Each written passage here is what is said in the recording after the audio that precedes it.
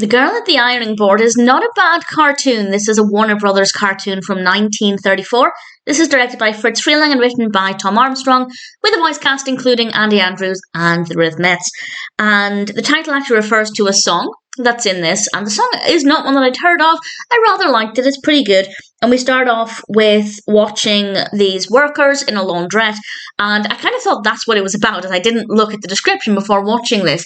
And that did last for quite a while, so it did take a good amount of time to get to the point, because the narrative is actually about the clothing that comes to life, the laundry that comes to life once the workers leave for the night.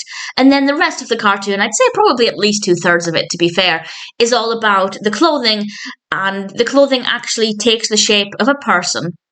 And they interact with each other, and we have a little bit of drama, and I don't want to spoil it too much by explaining exactly what happens, but I thought it worked quite well. I rather enjoyed it as a concept, and the pacing once it got going was really good. We have a couple of key characters who are made up of the different garments, and they're very likeable, if it's possible to like inanimate objects like that. I thought they worked very well. I enjoyed the way they were animated, the way they moved, the way they interacted. I think they made a really great use of the space, and as I've mentioned before, I do really like cartoons where inanimate objects come to life. I think because the fact that they take the shape of a person or people, it doesn't necessarily feel like inanimate objects, so it doesn't have that feel to it the way other cartoons do. That's not necessarily a bad thing, but just if I were to rank my favourite cartoons based on inanimate objects coming to life, if that's the kind of thing I'm looking for, this would be quite far down the list.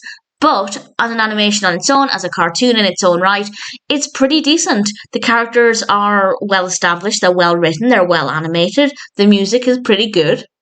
Apart from things getting off to a rather slow start, I don't really have any complaints. It's pretty decent. The Girl at the Ironing Board is not a bad cartoon, not a bad story, and if it sounds like your kind of thing, then I'd say it's definitely worth checking out.